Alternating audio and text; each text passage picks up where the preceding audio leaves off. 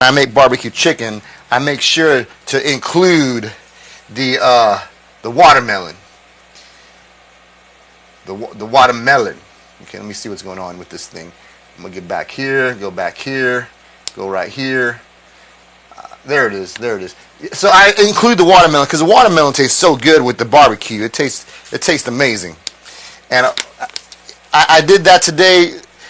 I had 4 of my kids here at the house and Mama, and I think only myself and Mama ate. The other kids kind of nibbled at it, didn't really eat a whole lot, and then they left the baseball practice. But nevertheless, I ate me some good chicken earlier. But the problem was, I usually eat a late lunch too. So I went and had McDonald's earlier because my good friend Dimitri, the Bishop of Base, turned me on to getting the McDonald's app. And on the McDonald's app, you can order a triple cheeseburger. Sucking in a little bit. So I had me 2 of them triple cheeseburgers for lunch, along with a 6-piece nugget and some French fries and a Coca-Cola. Probably shouldn't have done that, being that I'm trying to lose weight and trying to stick to my diet. I have a goal before I turn 50 to try and be in shape. I don't know if I'm gonna make that goal.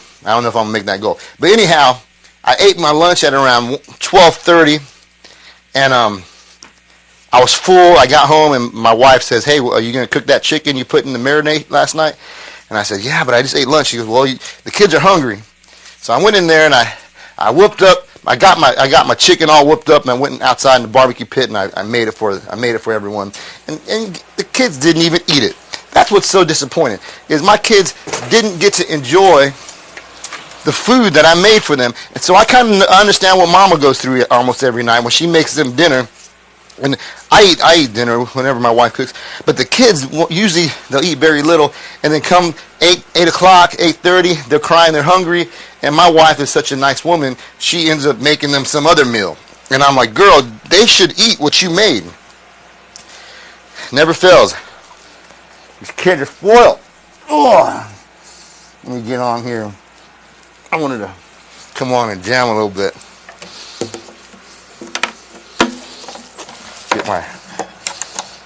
Get this thing all set up. I got everything dialed in, I think, for the most part. I'm happy with it. My buddy Isaac Rogers, who I like to call my producer, even though he's not, because he's too busy.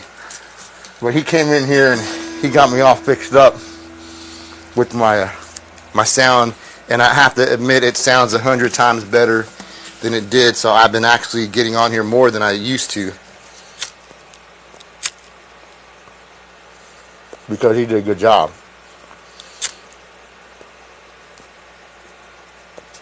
He did a really fine job setting me up. So I'm very happy, and I'm thankful for his friendship, that he took the time out of his busy day to come here and help me out. So I went the other day and I got a harmonica. Probably a bad idea, because I'm not very talented to begin with. And there I go trying to get a harmonica.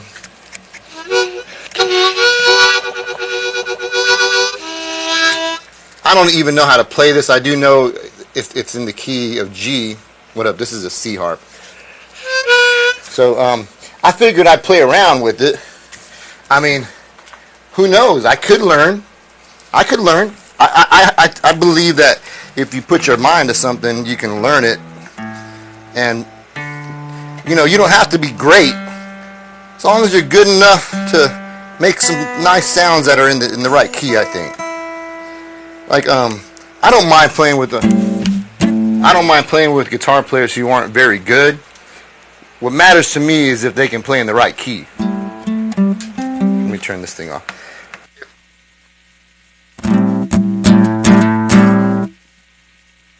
What matters to me is if they're playing in the right key, right?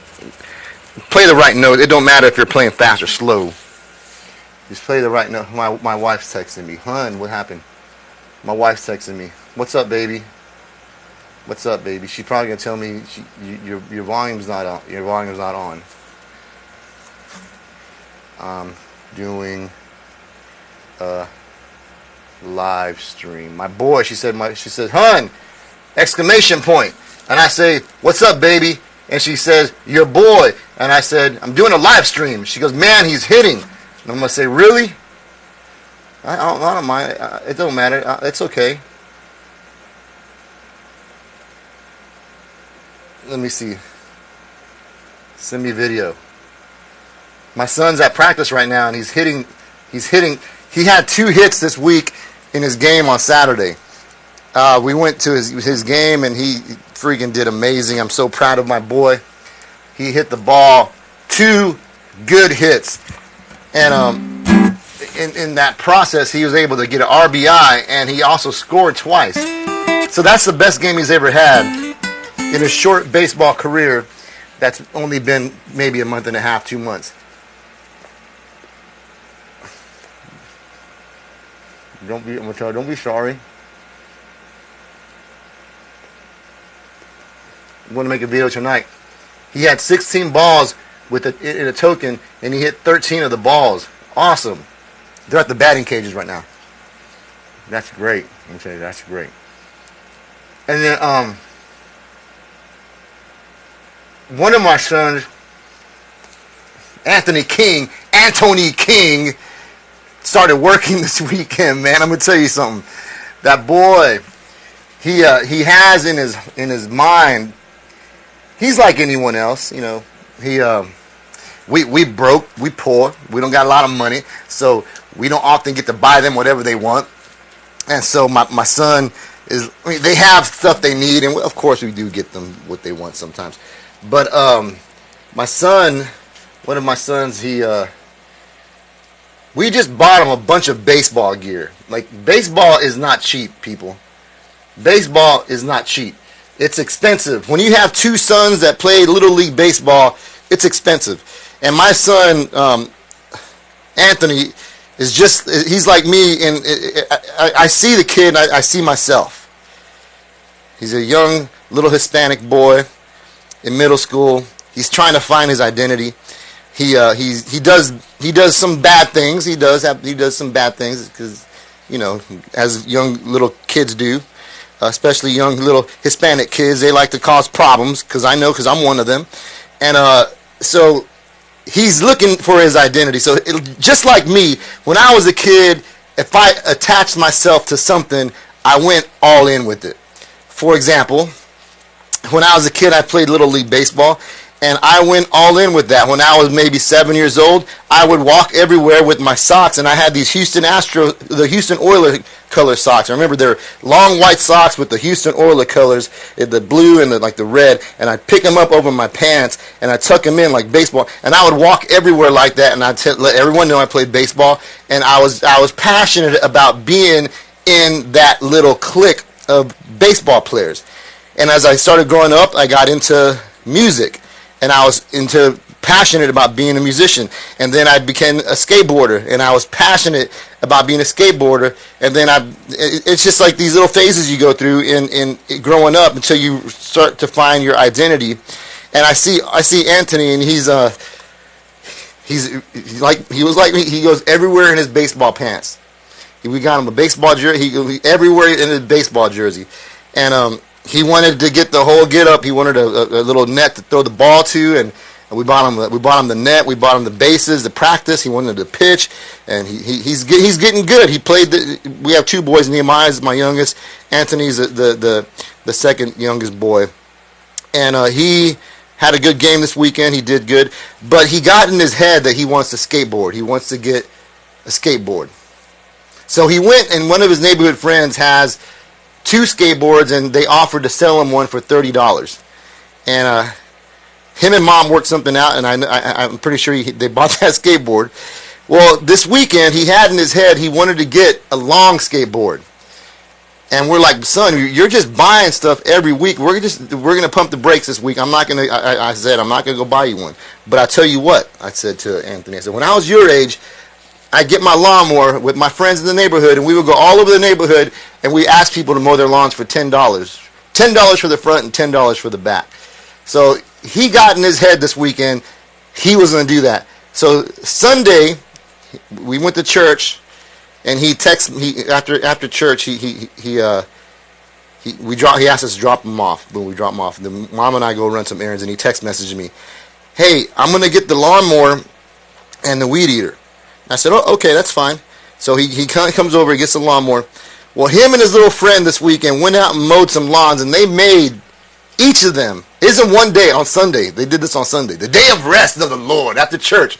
They went out and they mowed lawns in the neighborhood, and they each made $105 each.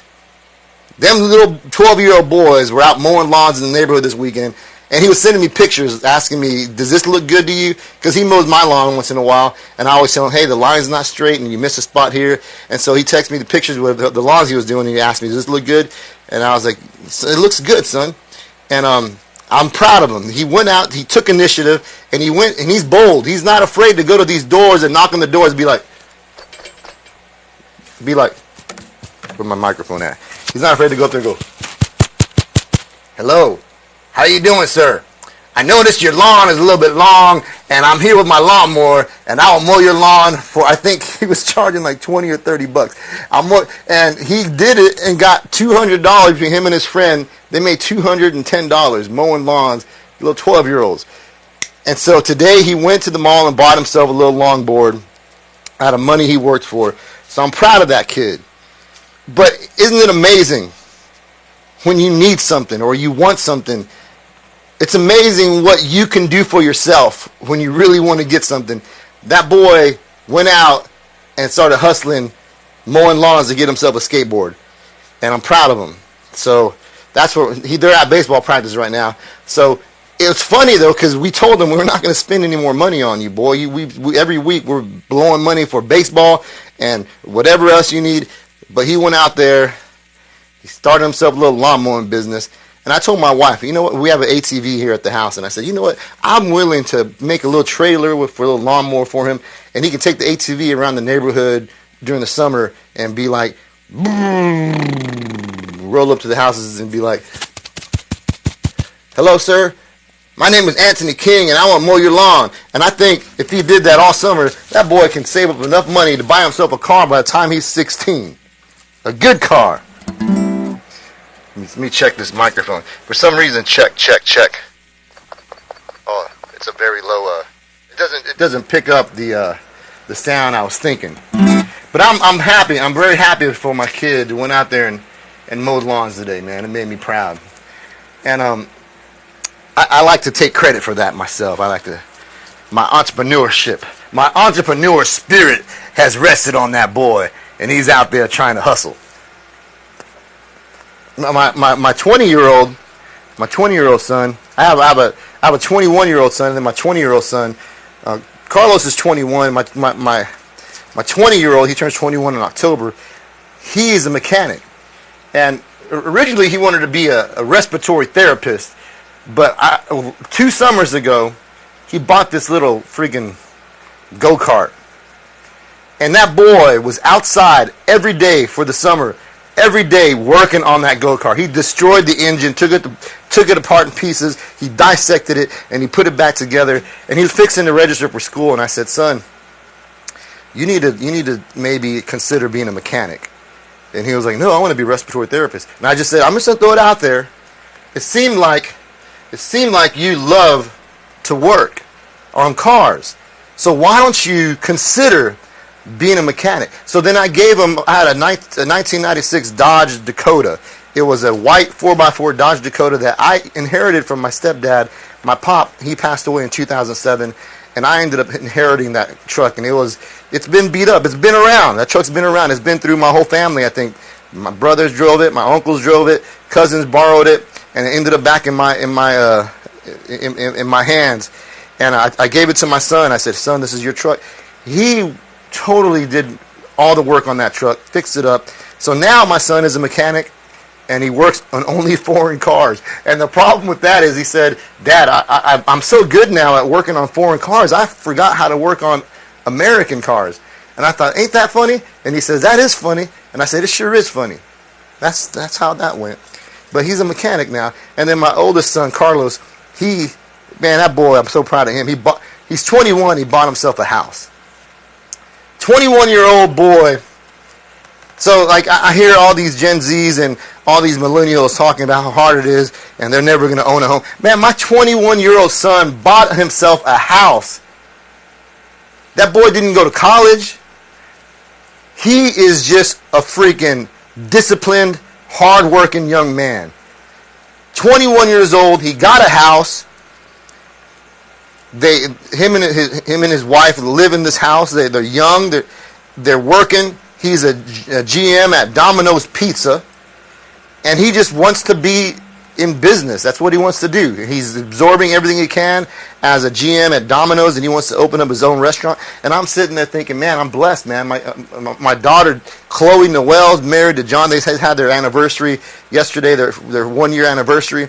My other daughter, Jade, is married to Devin, and they got my grandson, Matthias, and they have another baby on the way, Sailor Love. You know, I'm just very proud of my kids. My daughter, Mia, is out working at the roller skating rink, and she's freaking doing well.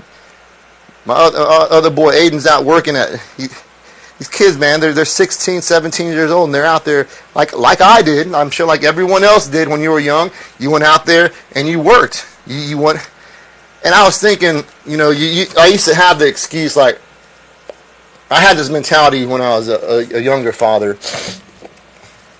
I had this mentality that, you know, don't let them work early. Let them kind of live a little bit, and because they're going to work the rest of their lives.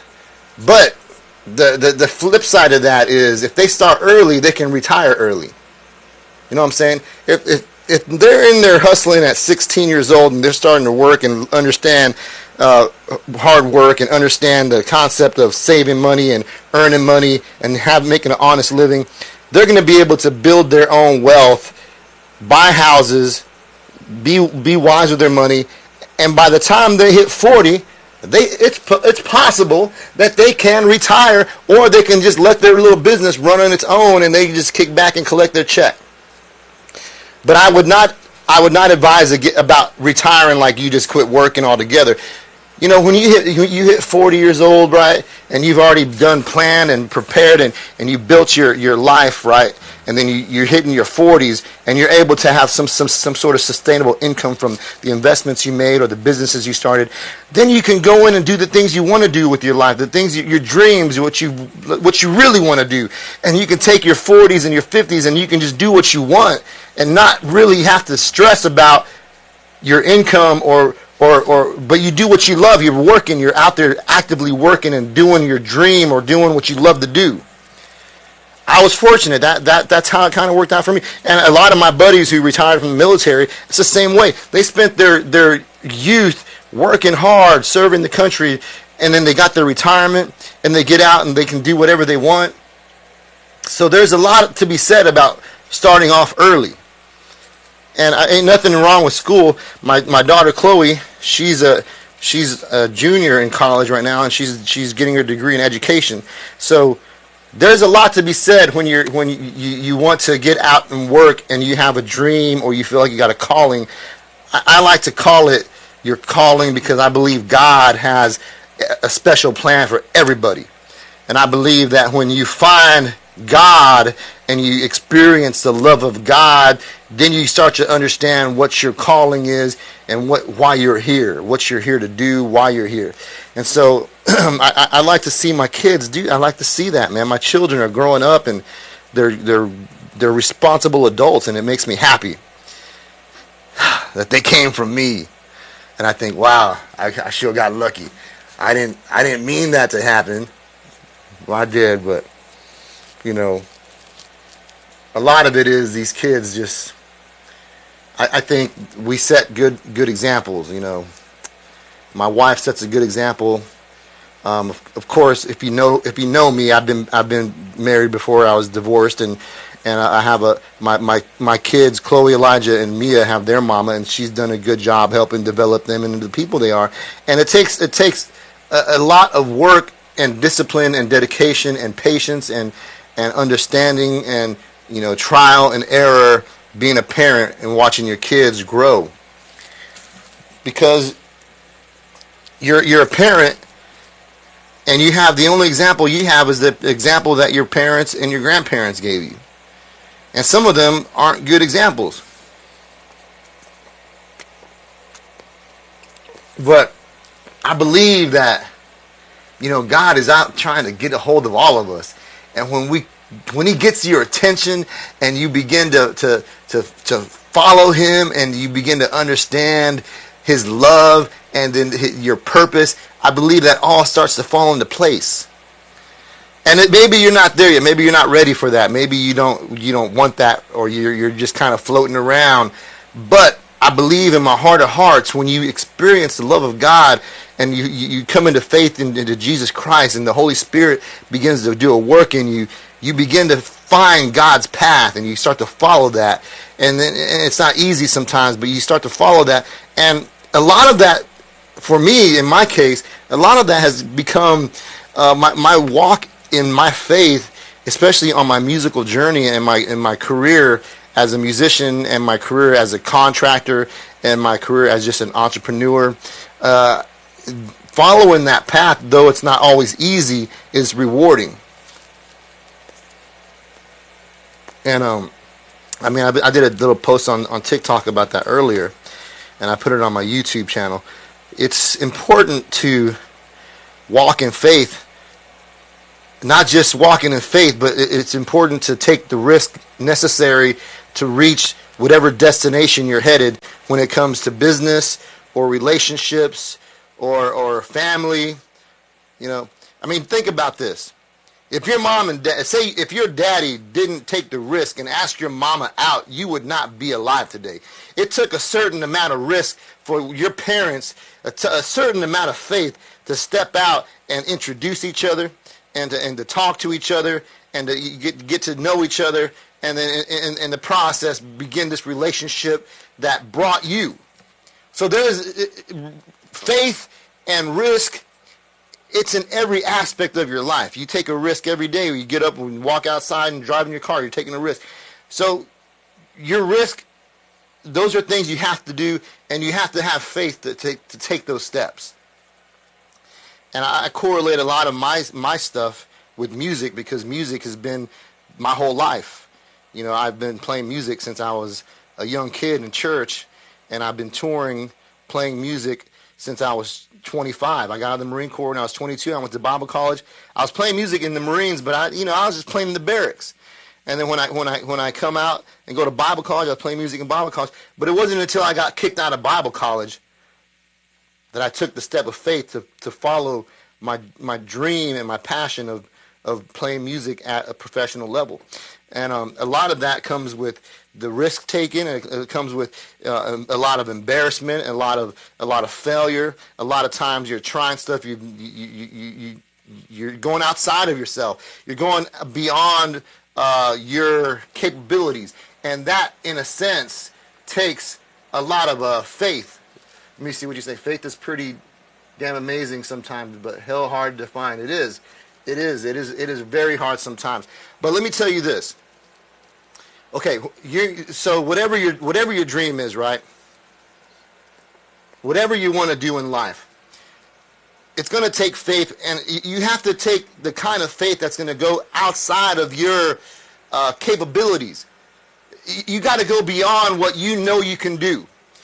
Here's an example, right? I know I'm not a great musician. I'll be the first one to tell you I'm not very good. But I've done some amazing things in my musical career that I just think to myself, holy crap, I don't deserve to be here. I'm not good enough to be here. I know my limitations, but it takes faith to step out beyond your limitations. And I want to encourage you on that. So like, say you're a band, right? And you want to go perform a set, right? You're looking to play a show. And the only way to get the show is you got to reach out to the promoter, right? And then so you're reaching out to the promoter. Now, the only way to get the gig is to have a solid set. So you're practicing at home. You have a solid set. But you want to get to a level where you're playing with bands that are going to help you build your fan base, right? So in that sense, when you take that step of faith, you're not going to always be prepared. You're not going to always be at the best. I'm saying you're not going to be at your top. What's the word? What am I looking for? You're never going to hit your potential. Your potential is always up there. It's sky high, and your limits are right here. But in order to get to up there, you got to go past your limits. And even though you know you're not at that level, you got to step out and act and have confidence that you are at that level. And that confidence will get you over. That faith will get you over. I mean, here, 2020, I've been touring for a long time. The Heroin has been touring for over 2 decades. We've been touring since 2007 is when we seriously took our stride, and we were freaking hitting it hard all over the country. And we were playing some amazing festivals, big shows. I mean, South by Southwest was just always good for us. And we found ourselves in 2020. I'm in Anaheim, California at NAMM, and Gibson is one of our sponsors, and they invited us to perform. Thankfully, we have a good A&R, and he loves the band, and they're no longer called A&Rs, they're called cultural influencers now. So A&R guys are now called cultural influencers. So our A&R guy put us on at NAMM on the main Gibson stage, and he gave me an opportunity to perform on the Epiphone acoustic stage.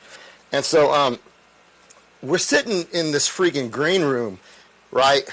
And we get there early because, I like to be everywhere early. I don't like to be late. So we're performing on Sunday. I get there Friday. We get there Friday night, and Friday night they have this big Gibson party at some Grove Theater, right? So our A&R guy says, "Hey, we got your credentials. Just go pick them up." We go there, and the whole time you're waiting to get your credentials, I'm just nervous because I know I don't belong there. I'm like, I don't belong. I'm not that good. Obviously, I'm seeing every freaking buddy that's a very big influential musician playing, or they're there in the distance and they're getting in, and I'm waiting for my turn, and I'm thinking, that's Jared James Nichols over there. He's the baddest blues musician in the world right now. There's freaking there's Slash sitting over there. The guitarist from Judas Priest, and Billy Gibbons sitting right over there, and I'm waiting for my turn to get in, and they let me in, and I'm just like looking around like, when are they gonna kick me out? They're going to kick me out soon. Nah, those boys have been in it for years, man. Seen them with the... Right on, brother. I am full of it. Who's I don't know who you are, Drummond Witch. I don't know who you are, man, but you can go kiss my booty. But we're sitting here, and I'm like thinking to myself, they're going to kick me out soon. We hang out, we get our meal, we watch the show, and the next day we're sitting. Of course, I like to hang out. I wanted to sit there and just be at the Gibson showroom that day. It was like they had this really cool freaking setup. It was amazing. Go to my YouTube channel or my TikTok page. You'll see some of my posts from 2020 when we were there, and it was pretty amazing. And the whole time though you're there, when you know you're outside of your, when you know you're past your limits, and you're sitting in an area where you know you don't belong, you feel like my time's gonna come up and they're gonna kick me out of here. And every time someone will walk in, one of the big dudes from Gibson would come by. I was waiting for them to tell me to leave, and they never did. We got up and played our show, and the set was amazing. We did great, but in order to get to those places, you have to step out of your limits. You have to step beyond your limits. And your limitations, though, even though you hit that ceiling, you got to remember, if you're going to go beyond that, you have to step out past that and take the risk, take the gig, take the opportunity. If someone asks you to do something, do it. Don't be afraid to get the opportunity. If someone asks you to open up for whatever band, everyone. I used to be around a bunch of musicians that would start a band up, and they keep it close to the chest, right? And they'd be rehearsing for months, and these would be friends of mine, right? And I'd seen their old bands, and they'd start new bands, and they'd rehearse for months behind closed doors. And like, we're in San Antonio, Texas, and I'm thinking to myself, why Why aren't y'all playing shows yet? And they're like, no, we don't want no one to hear our music yet. We don't. And I think to myself, man, that's like terrible. You're going to rehearse for 6 months, write a set, write an album. You're going to record the album. You're going to wait to start playing shows. And before you know it, the band breaks up. That's not how I can't operate like that, man. When I first started touring with the Naos Project and later the Heroin, we're starting a band and we're going on tour, and I'm booking a tour next month and we're leaving on tour. Boom. You have to step out your comfort zone, get out of your limits. You can't let your limits hold you back from doing great things. A lot of people, and I'm going to play a little bit, and I'm probably going to be terrible, and you're probably going to be like, oh, that guy sucks. But let me tell you something. You have to have the attitude that it don't matter. Do what you love, and if you're going to take it to the next level, do what you love, rehearse, practice, get out there and perform. Get out there and work. Don't sit in your room. Like I used to say this to my bands when we would early on in the early days. It's kind of like a competition in a sense.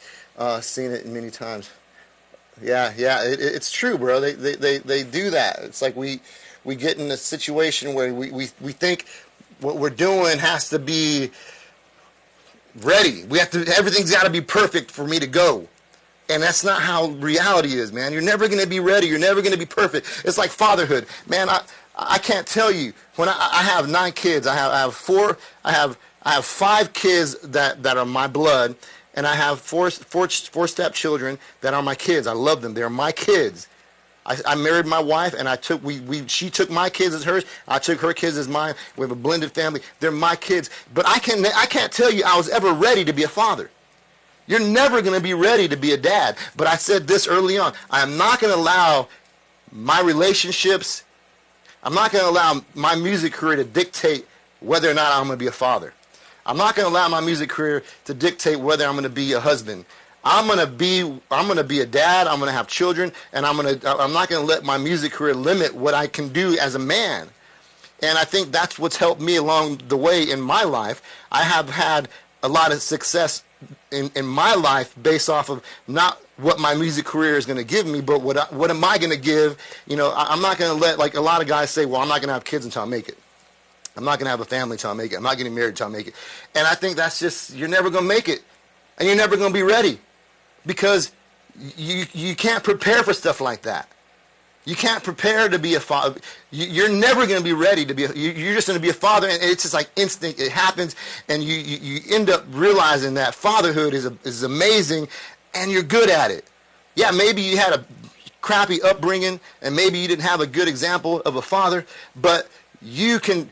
When you get into it right, and you start having children, and you start raising them, and you start understanding what parenting and fatherhood is about, then you realize that there's really no preparation for it, because everyone's different, every experience is different. But the thing is, you got to get at it, go for it, get in it, do it. Don't let music or whatever career you're planning dictate your life, man. That's all I'm saying in that aspect. So I'm all over the place right now. I have a lot of thoughts in my head, but that's the thing. You're limited. We're all limited. Everybody, the best musician to the worst musician, we're all limited, and we need people. We need help. I always need help. I always depend on the Lord. I always walk by faith, man. I trust Jesus. I walk with the Lord. That's me. That's what I do. I've always done that, and God's never done me wrong. I've always been taken care of. God always provides. Whether I'm making money in this area or that area, there's always seems to be an area where God provides his provision. Dude, put that blunt down. I seen it. I'm sorry, man. I really wanted to smoke tonight, bro. But here's another thing, man. Here's another thing, brother. Listen, if you're sincere about what you want to do in this life, you want to play music, or you want to, whatever your dream is. And I'm a dreamer. I've always been a dreamer. And I'm going to be 50 years old, turning 50 in June. And I can't believe, first of all, I cannot believe I'm going to be 50 years old. Holy crap. How am I going to turn 50? I just can't believe it. It is insane. It just doesn't seem right. It doesn't seem like time just blew by. But in my life, the dream of performing and playing music has always been in me. And I've always been open to ideas of creating income in other ways, not just music. So let me give you an example, and this is humbling, right? I'm gonna get real with you. I'm gonna tell you, this is humbling right here. All right, 2020 hit, and I had my music business, my touring with the heroin. I had Lynnwood King and the Revival. We were playing a lot. I was making some good money. I was also booking for some venues under my music company. And I had another business I started with a business partner, and that was very successful. We were bringing in around $400,000 a year, and my company, my music business, was bringing in about $120,000 a year. And so I was happy. I was doing really good. And so COVID hit, right? And everything tanked. Everything. I don't know if this is maybe this wasn't your experience. I'm not an employee. I don't have a W-2. I get 1099s everything I do. And so COVID hit, everything stopped. You know, we all got the stimulus money, everything kind of worked out at least for a while. But it got to the point where I started just thinking like, Lord, how am I going to, this money's running out, Lord. Last summer, last April, I was sitting here in my house and I was talking to my wife and I was like, my company Vision Co is drowning. I can't tour with the heroin. And we just signed a deal with Atomic Music Group as our booking agent. And we had a couple of tours lined up, and they didn't do well. We lost money on both tours. It was just terrible. And I couldn't get a gig. I could not get a gig for myself. No one was playing. I couldn't play show. I was trying to figure out how to stream music just so I can keep playing. And so last April, I'm sitting here at home, and I had some money saved. And I had a swimming pool built in 2020. I was able to sell my Harley Davidson in 2020. I sold my Harley, and I refinanced my house. My house at the time had a 5.2 APR or 5.2 fixed rate. And when they did that whole 2.35 rate, I went there and I refinanced my house, got a little equity money. I got a swimming pool built. I fixed my backyard. My wife and I, we invested a lot in our backyard. So in 2020, there was this app that popped up, right, called Swimply, and it said, rent your pool like Airbnb. And I said, hell no, my $58,000 pool, I'm never going to rent this. And I put that away, and I just put it off. Well, so last year, I'm sitting here at home, and I'm thinking to myself, I have to create income. Obviously, music isn't making me any money. I mean, my royalty checks are like $10. I'm not playing live. When I play live, I get more money from royalties, and I wasn't even doing that. I wasn't making any money gigging. I had maybe 2 gigs or 3 gigs a month, and they weren't paying very much. I'd be able to pay my musicians that played with me, but I'd walk away with, it wasn't a business. I was just making about what I was paying my guys. So there really wasn't a whole lot there. But I'm sitting at home, and I'm thinking I'm running out of my savings account. I had some money in my savings, and I told my wife, I said, I think I'm going to rent this pool. I think I was embarrassed about it. I said, look, I can't. My business is struggling. We're trying to survive, and I don't know how I'm going to do it. And I was just praying, like, Lord, give me some ideas. Give me some wisdom. And that app popped up again. I was like, damn, I don't know about this Swimply thing, renting your pool. And then they had this webinar thing, right? And I'm not trying to promote Swimply, the app, but just hear me out. I'm getting somewhere with this. This is what happens when you live by faith right here. This is part of living by faith. Especially if you're a contractor, if you're a freaking entrepreneur, small business owner, this is this kind of stuff you have to do to make ends meet. Even when you're living in your dream and you're doing what you love to do, you still got to figure out ways to make money because it's not always going to come from that area. And so I tell my wife, look, we got a nice swimming pool. We live on a corner lot. The only thing we don't have is an outdoor bathroom. So I got my neighbor who's a plumber, and I said, listen, man, I want to build an outdoor bathroom. How much you charge me to put the plumbing, to build a sewer line and everything? So he charged me $3,000 to build the sewer line.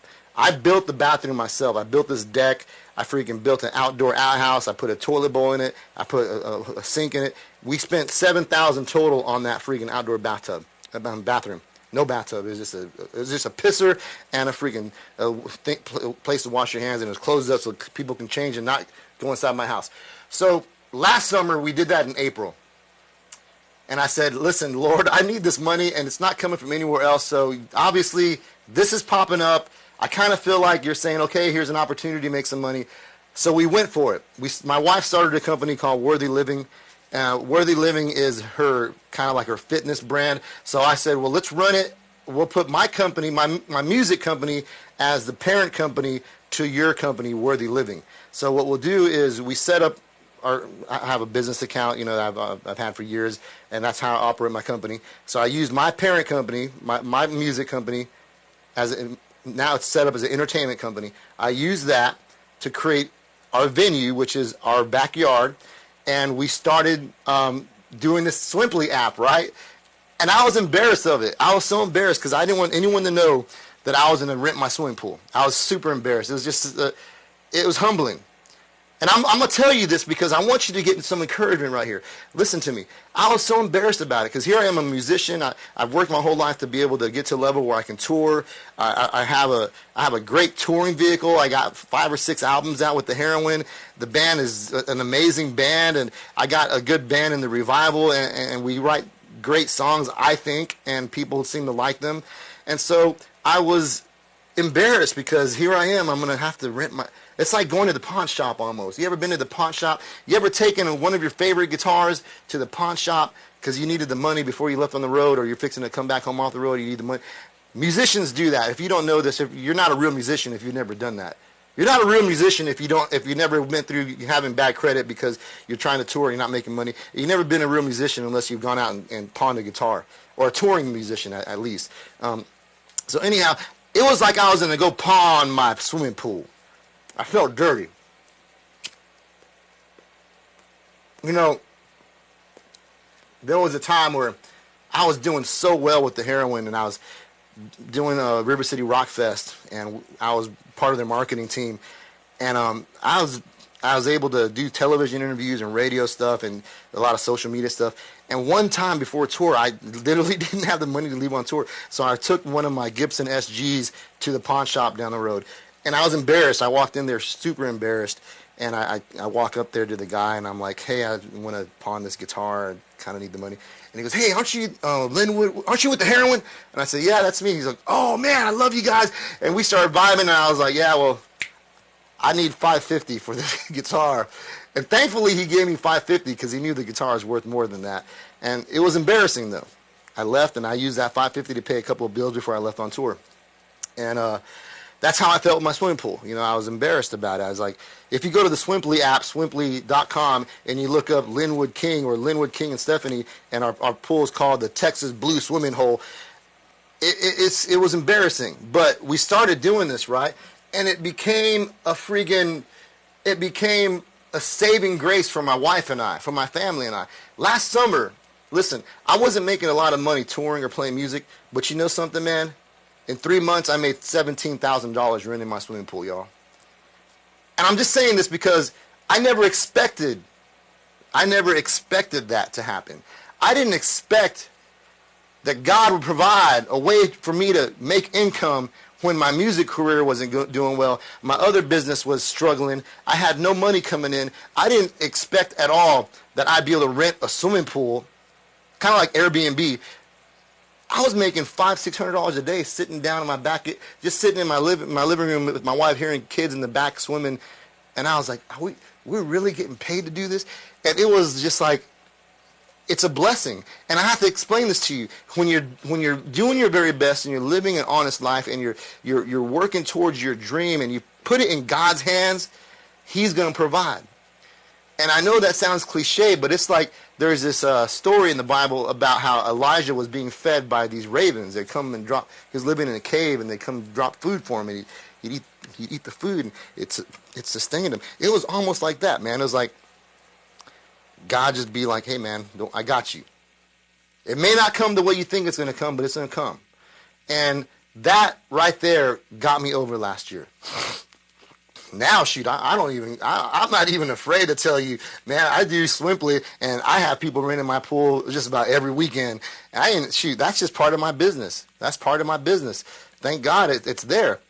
But you have to think of ways, and you have to look for opportunities to create that income as a musician, as a small business owner, you can't limit yourself to just saying, I'm only making money this way. It's not going to happen. And it can happen. I'm not saying it can. Of course, you want to be able to make money just doing this. But imagine if you set yourself up in 5 different areas and all of them break. All of them do well. Then you're making 5 times the income. Or one of them does well. My primary focus is, of course, my family. But I want to play music. I want to tour. I want to play rock and roll. I want to go and freaking play rock and roll all over the country. I love doing that. And what gives me the means to do that for the most of the time is the businesses I started. They afford me the opportunity to be able to go on tour. And if we lose money on tour, or if we need extra money to cover an expense, we got it. Because we're able to dip in here, take from that and put it here. And it's just, you have to remember that. Like, okay, as a musician, you can make publishing, you can make your royalties, you can make your merchandising, your live shows. There's a lot of ways to make money. There's a lot of different streams of income in music and entertainment, and you can make those streams, right? But you also can do this other business. Like, I had a business partner, and I invested my money in, and thankfully that business turned out great. And then there's another business. You invest money in this business, and it's going to start off slow, but eventually it's going to start catching up. And then before you know it, man, you'll be going like, damn, I'm making money every week, and it's good. But then sometimes it's bad. But that's why you got to have different ways of doing it, different streams of income, different ways to do things, man. And thankfully, it's worked for me, and I know it'll work for you, regardless of what you're doing. You know, if you're a singer in a band, or if you're a guitarist, or you're just a solo act, you know, whatever you do, you can do it. And I was saying earlier, so I get trolled a lot, man. I get trolled a lot on TikTok, especially. I got people coming on here saying, "Oh, you suck. That's terrible." And you know what? You know, maybe I do suck, man. You know what? Maybe. But I'm 50 years old, bro. I've been doing this for over 25 years. I've been playing music. I've been able to tour. I've lived the dream. And so you may think it sucks, but you know something, man? I'm living the dream. I'm doing this. I love to do it, and I have some wealth doing it. I got businesses that they struggle sometimes, but there's success in all the hard work you're going to put into it. But don't limit yourself to just doing this one thing. Okay, so people tell you, and I get this too, you know, they always say, devote yourself to one thing and do that one thing well. That's true. Do that one thing well, but don't limit yourself to where the opportunities you're going to have business-wise to create income, right, to have money. I know what I'm good at. I'm good at being Lynnwood. I'm good at being me. And that means I'm good at playing music. I'm good at communicating with people. I'm good at performing. I'm good at, if you need me to go build the deck, I did all the work in my backyard. I built the deck. I built the gazebo. I can build stuff. I'm good at that. So this is, be good at one thing and be good at being you. And if you are good at music, and you're good at carpentry, and you're good at poetry, and you're good at painting, then be you and do all those different things, but be good at being you. Be honest, have integrity, work hard, set an example, be a light in darkness. That's what you got to do. Don't let people tell you, oh man, the reason why you're not succeeding is because you're just not playing guitar. You got to just live, eat, and drink, and be the guitar. Well, that's true. Work on being a good musician. And practice, work at it. But at the same time, man, you still got to figure out ways. If that's not making the money you need, then you got to figure out another way to create income to support your dream. And it can happen. I promise you. You can look at, and this is going to stick with me forever. One of my guitarists, his name is George Lewebino. I love him. He was my guitarist with the Heroin for probably 15 years. Him and I played music together. And he ended up leaving the band in 2019. And it was a sad thing. I missed him terribly. But one thing he said that always stuck to me is, if there is a market for doggy porn, if there's a market for people watching animals have sex, baby, there's a market for you. I'm telling you. There's a market for you, but you got to tap into that market.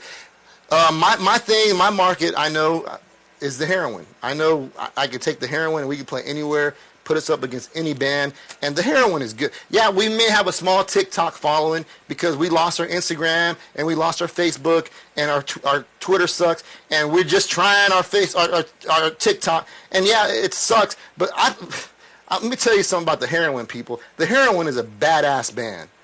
Johnny Lightning, the Ghoulie, David Ayers Jr., the Tejas Bluesman, and Lynnwood King, we put on a show, baby. It's going to be the best show you ever seen. I guarantee it. So I have no problem with having low TikTok followers with the heroin. I do know you put us in front of 4,000 people, baby, you're going to have a good time, and we're going to rock the show. And believe me, we've done that. All right, you can sit there and talk about me, right? Whoever's going to say whatever they want to say, I'm lying or whatever. Just go Google the heroin, Lynnwood King, San Antonio, Texas, and then you'll see what we're about. But let me just tell you this. It don't matter what people say about you. If you believe in yourself and you find your market, go do it. Have fun. Now, I play rock and roll with the heroin. We've literally played all over the country. We played every freaking dive, every reputable dive, theater, festival in the country, and we've had a good time doing it. But I love playing gospel music, man. I love gospel music. I love playing blues stuff. I love playing soul R&B stuff. Man, I just recorded an R&B song 2 months ago, and I released it on my own. I love all kinds of music. I'm not limited to just the heroin. I'm blessed, so I can sit down and play my acoustic guitar, or I can get my old mic stand right here, and I can throw that mic stand around and get crazy.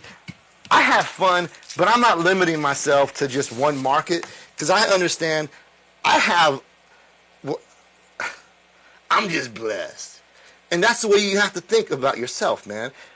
People don't understand this, but if you can get out there and work, find your dream, find your niche, whatever it is. I mean, there's so many, as a musician myself, I get it on TikTok especially because I can't use Instagram or Facebook anymore because I got hacked back in October. Meta hasn't been helping me, but now they're trying to help me recover my stuff. But I haven't had any social media except for TikTok the past 8 months. And so I get on TikTok, and I don't know how to use TikTok. I don't know anything about algorithms. I don't know anything about what to post. But every day I see all these people posting about, you got to know the algorithm. You got to know what time to post. You got to know the hashtags you use. You got to use this many or this little. And it's like musicians and artists, man, they're getting all this freaking crap just thrown at you. And you start to just get overwhelmed because you're thinking, man, I just want to play music. I just want to get out there and write music and have fun. And then you have to figure out all this crap on TikTok. So I understand everything coming at you. But what you have to remember is do what you love. Don't worry about what people say about you. Find your market. Have a good time. And always trust God. Always trust the Lord, man. Look, I have a problem when people shy away from saying trust God. Because I've always done that. And people get embarrassed about that, or people don't believe and have faith. They're very atheists, or they don't believe in God or whatever. I have to say this, man. Music is from God. Music is the ultimate expression of love. Like and let me take that back, because Jesus Christ dying on the cross is the ultimate expression of love. But music is a universal thing that we can share our emotions through, right? And I just think that we can't just limit it to being like, well, only good music can be heard. I mean, I have to say this, man. God created music. God put that gift in you. And maybe you haven't developed it yet. Maybe you're still working at it. But if it's God that put it in you, do it to the best of your ability. Let that be an audience of one. Grow your faith. Grow your brand. Develop your music. Get better at it. And then as you start to do what you love, the people will come. You'll find your audience, and then you're going to do well. You can't base it off of how many people are watching you. You can't base it off of how many followers you got. You got to base it off of what you love to do. And that's the truth right there. That's the truth. Don't limit yourself. You have limits. Look, I know I have a limit. My musical ability has a limit. But I'm always stepping outside of my limits. I took on this gig this year, a gig in December, where I was playing in a restaurant. And I don't necessarily like playing in restaurants, but if they're going to pay me and my band, I'm gonna do it. It's not for the heroin. The heroin won't play restaurants like that because they're different. It's a different band. But my band, the Revival, we sit in this restaurant. We set up our little PA and we sit down in these chairs. And I'm used to having a lead man. I'm not a lead guitarist. I can front a band. I can play the songs on the rhythm guitar and I can do that. But I'm not a lead man. But I took on this gig that wasn't paying me enough to hire a lead man. I can't afford a lead man. It's just me sitting there. I have to play the rhythm. I have to sing the melodies, and I also have to figure out how to play lead. So it's out of my comfort zone, and I know I'm not great at it, but it stretches me because I know my limitations, and I'm stepping out of my limitations now as a musician, and it makes me better. It's improved me not just as a musician but as a human being because now I'm sitting there vulnerable in front of people I don't know performing songs that I didn't write because I got to play cover songs most of the time when I'm there. I probably do 80% covers and about 20% originals, and I got to sit there and perform these songs, and I know that the way I do it isn't the way they're written and it's totally different, and I'm vulnerable. But what it does is it makes me better. I can't tell you how much I've improved over the past 6 months by playing a gig that I only did it because I needed the money. And if I didn't need the money, I would not be doing this. But I needed the money, and it's paying my band, it's paying me. So I took this gig, and it's a great gig because it pays okay. It doesn't pay great. But the good thing about it, it's constant. It's a consistent gig. And it's able to bring some money in, but it stretches me as a musician because I know I have to try and play guitar leads, which I'm terrible at. I can write a song, and I can bring a song to a band, and I can have them follow me. I'm okay with that. And I can sit in with someone and possibly play a little bit of lead, but I'm not a lead man. And so that's what I'm talking about. You got to stretch yourself beyond your limitations all the time. And it sucks, and it's humiliating, and it's embarrassing, and it's sometimes you don't want to do it because you don't want to be made fun of, or you don't want someone to look at you and just make that face at you like we're like, oh, that sucks. It's okay. You have to step past that, man. If you're going to do your dream, if you're going to do what you love to do, it don't matter what it is. When I started a company when I was in 2001. I started a contracting company. I had a friend of mine at church. I was touring in my band, and at this time I was in a Christian band, and we were making some decent money touring, playing Christian shows in Christian churches and stuff. And I had a friend of mine who wanted to start a business, a contracting company. He was a carpenter, and I wasn't a carpenter. I didn't know nothing about carpentry. I could help people, but he said, hey, let's start a company, and let's do this. Let's split the profit 50-50. So I went out, I got my credit card, I charged all the tools, I charged all the insurances, I got the GL insurances, I got the automotive liability insurance, I got everything, I paid for it, and then I walked myself into Lowe's Home Improvement, and I walked into Lowe's not knowing nothing about being a contractor. My friend did, but I walked in there and I said, I want a contract with Lowe's Home Improvement. And they were like, oh really? Who are you? And I said, well, I'm Lynnwood King, and this is what I can provide for you. This is my partner, Rob, and I talked them into signing us to a contract. Lowe's Home Improvement. I talked Lowe's Home Improvement into signing my company, which I knew nothing about carpentry. I knew a little bit. I knew how to use a tape measure, and I can drill stuff because as a kid I helped my uncle. But I was a musician touring. My friend agreed to let me tour and do my thing, and he split the profit, right? So I signed this contract with Lowe's Home Improvement in 2003. Now we moved to 2003 when we actually got our contract with Lowe's. And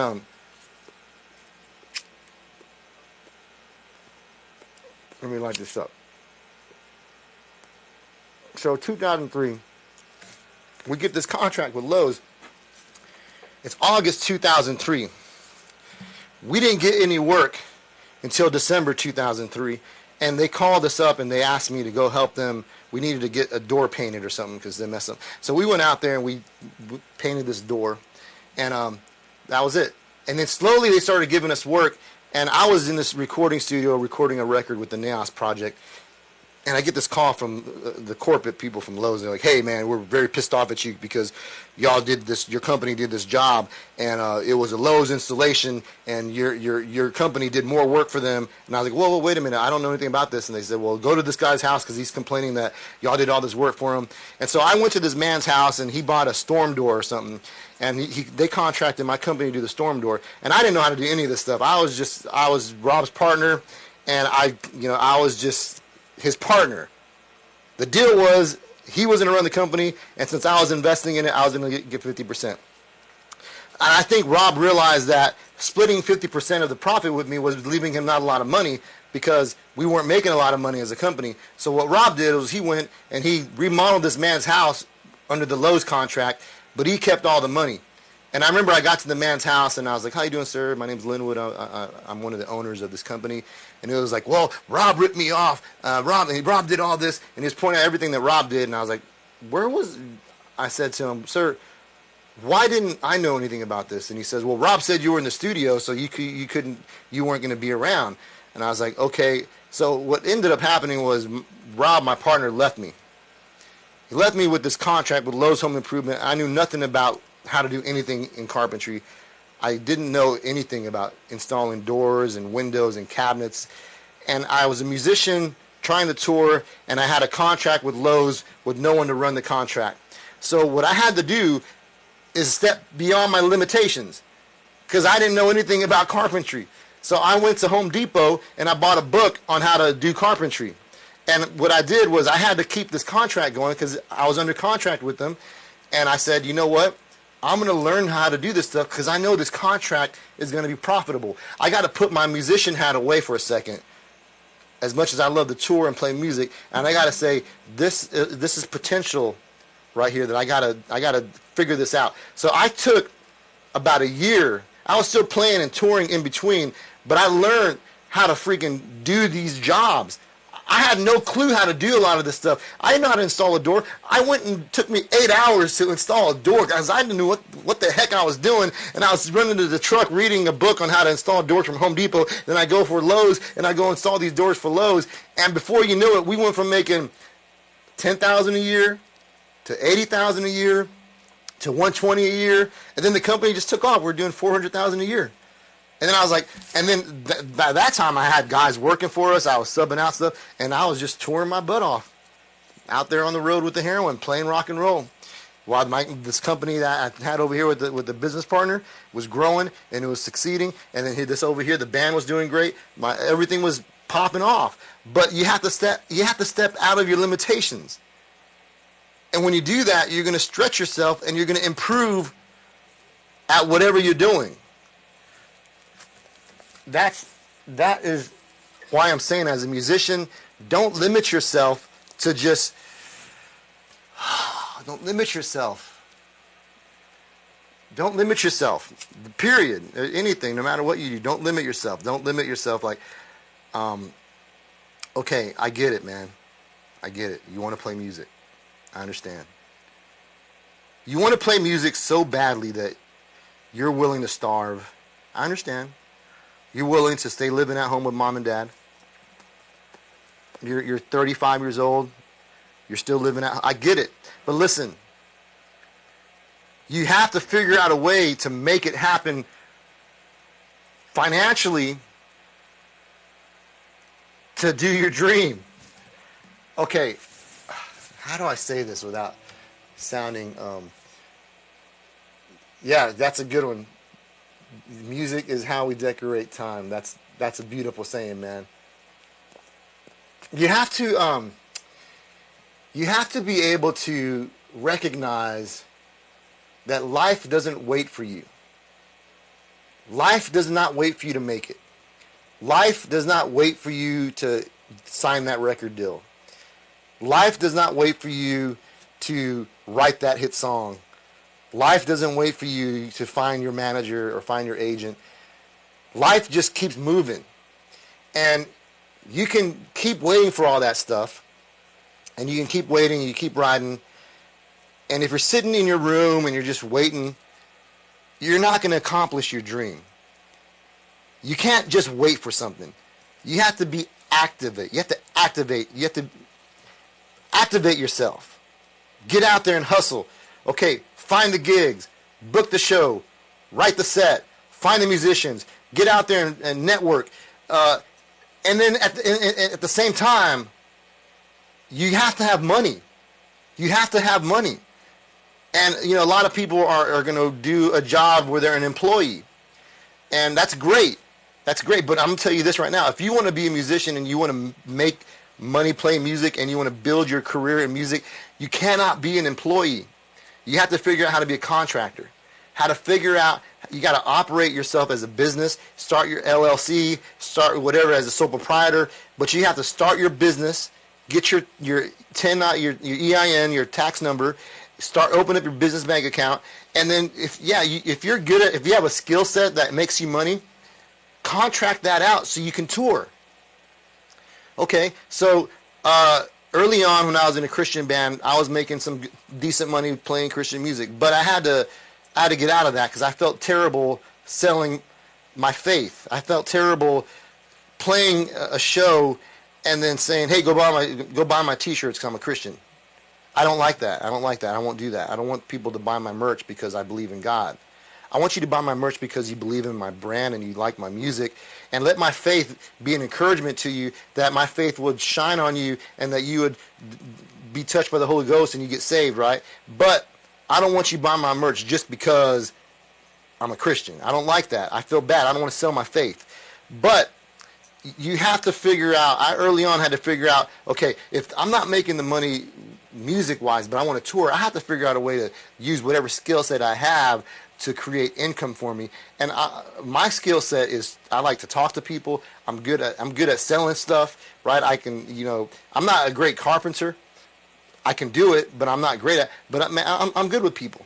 And so I use that asset to build my businesses. I use that asset to be able to book shows and to be a talent buyer for clubs here in town. So you have to figure out ways to kind of and do it under your business, right? Your music business, which my music business is Lynnwood King, right? I have my bank account under Lynnwood King. That's my business account. And I have the Heroin as their business account.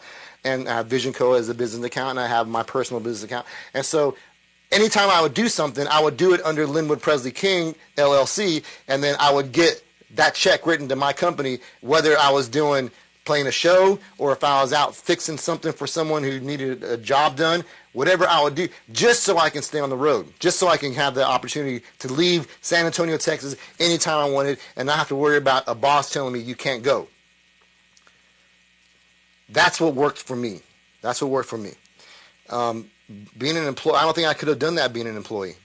I don't think anyone would have hired me with me telling them, listen, this is my schedule. I go on tour every quarter, and in between my tours, my national tours every quarter, I'm here playing regionally every week. So I need to be off work every Friday. I need off. And Mondays I probably won't come in because I'll be too tired from gigging on the weekend. You're not going to have a job very long, or you're going to be very, very tired because you're never going to sleep. So that's what worked for me. But I had to step out of my limits. I had to understand this is what I'm capable of. This is my ceiling. But if I'm going to succeed, I have to go beyond my ceiling. I have to take the steps to go past what I know I'm capable of so I can grow and get better at it and then go to the next level. But it's always been, you got to step beyond what you're capable of. It's like that in sports. It's like that in everything. If you're going to get good at something, you have to step beyond your capabilities. When I was in the Marine Corps, you couldn't think you can hump 18 miles with an 80-pound pack on your back carrying an M16A2 freaking all over the hills and mountains of Camp Pendleton. Your body, your mind can't comprehend that. But when you get out there and you actually force yourself to do it and you're going beyond your capabilities and you're doing it, then you realize at the end of it, when you're done with it, you're like, I just did that. I didn't think I could do it, and I did it. But if you set your ceiling right, you're not going to go beyond your ceiling. You're not going to improve. You're not going to grow. You're not going to get to that place in your life, that dream you have, or whatever it is. You're going to be stuck here. And that's another thing. I've always put myself with better people. I've always surrounded myself with guys that are better than me because it makes me better. If I was in a band with a bunch of guys that played as good as me, the band would probably go nowhere. I've always looked out for guys that were good. When we formed the Heroin, I was fortunate to be able to fall in. Everything fell in line with a band of guys that were much better than I was, and it made me better. And then me being better made them better, and then we just grew and we became what we became, and it was awesome.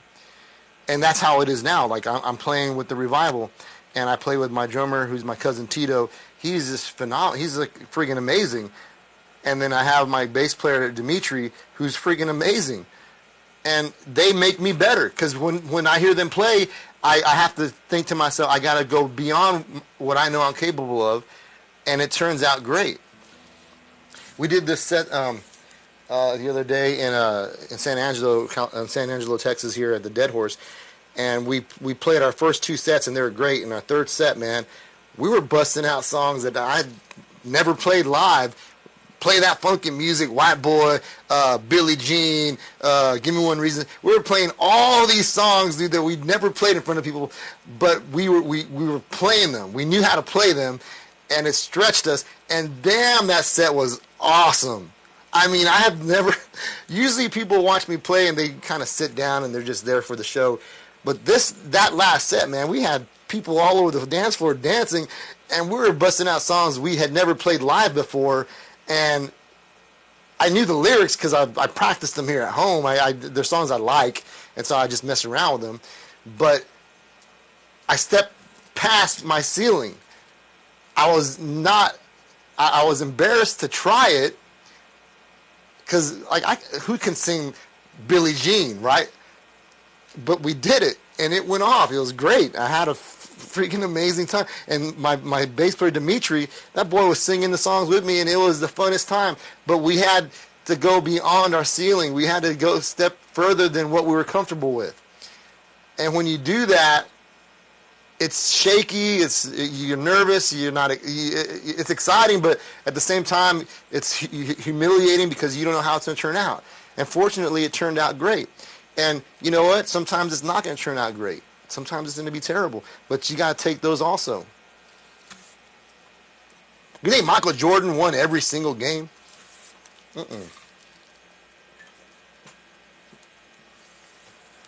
I'm all getting into my talk. 3, 2, 1, go. I'm over here getting into my talk, and my batteries are all dying from me just hanging out. I meant to come in here and just jam. Now I'm nervous. Shoot, now I'm afraid to play now. Let me see here.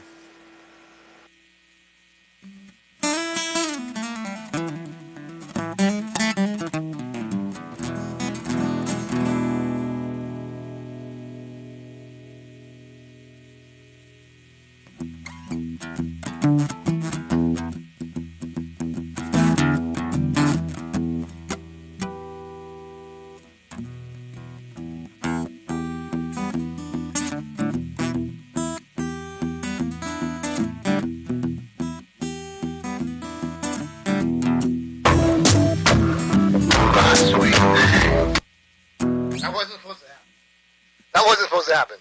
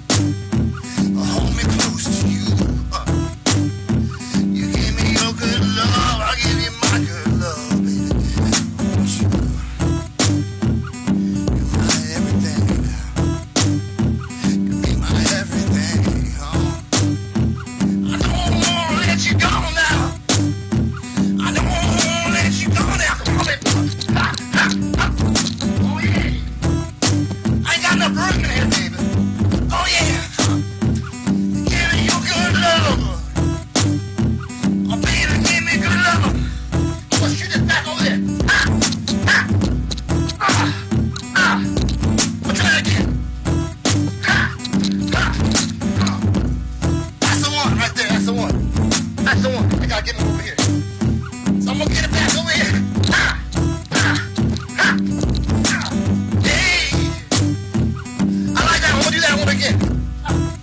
We'll load it up. Good Lord, oh, I want you, good Lord. I need you right now, baby. You right now. Oh, baby.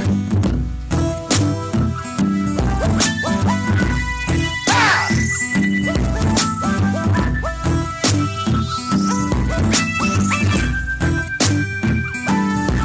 My sweet thing. My sweet thing. Oh, my sweet thing. You're my sweet thing. Oh, one more time. Ah! Oh, mama. Oh. My sweet thing. Oh. My sweet thing. My sweet thing. My sweet thing.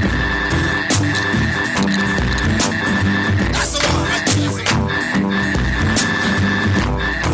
So I'm gonna get it back over here. Hey. I like that. I'm gonna do that one again. We'll load it up. Good Lord, I want you, good Lord. I need you right now, baby. Ah, you right there. Hey,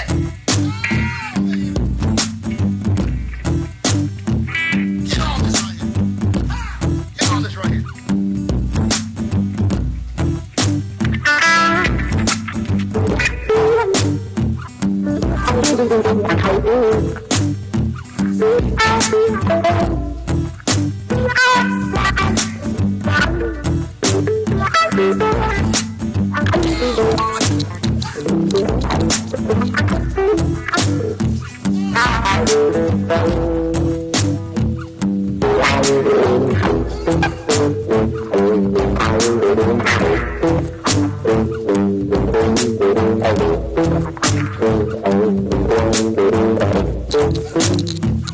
Give me good loving, baby.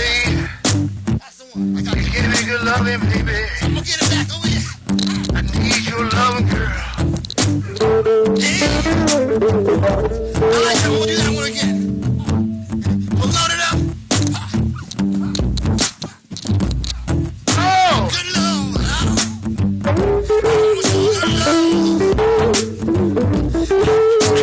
I need you right now. Right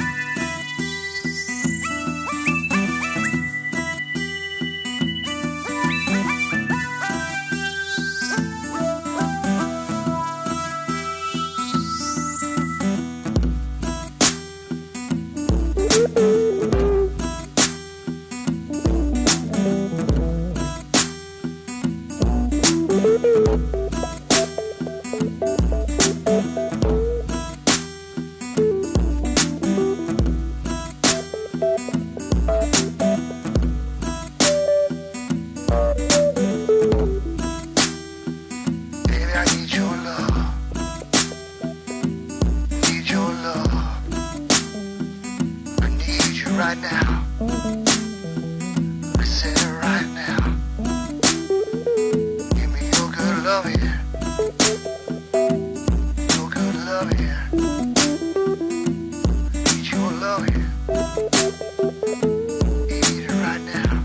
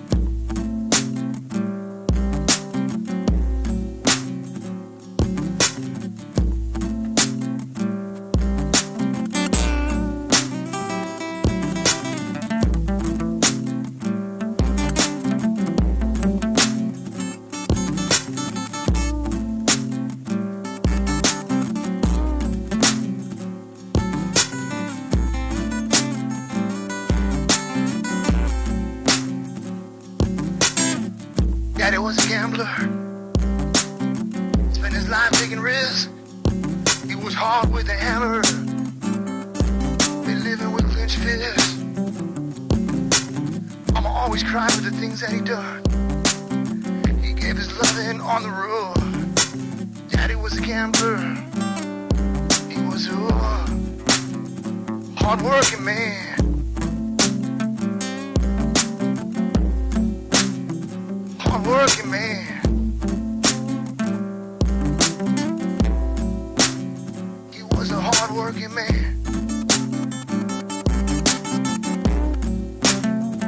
hard-working man.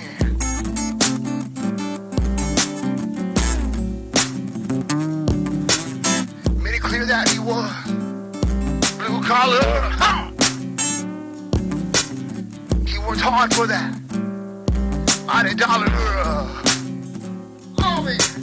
Mama always cried for the things that he done. He gave his loving on the road. Daddy was a gambler.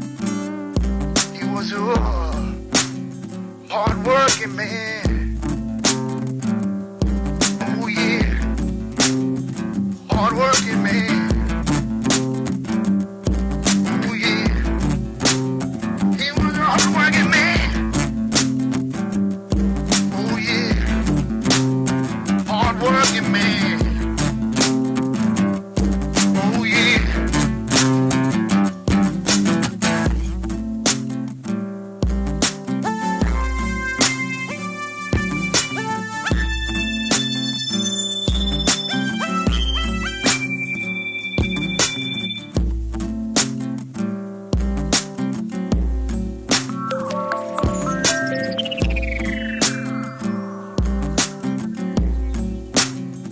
Hard-working man. Hard-working man. Hard-working man. Hard-working man. Hard-working man.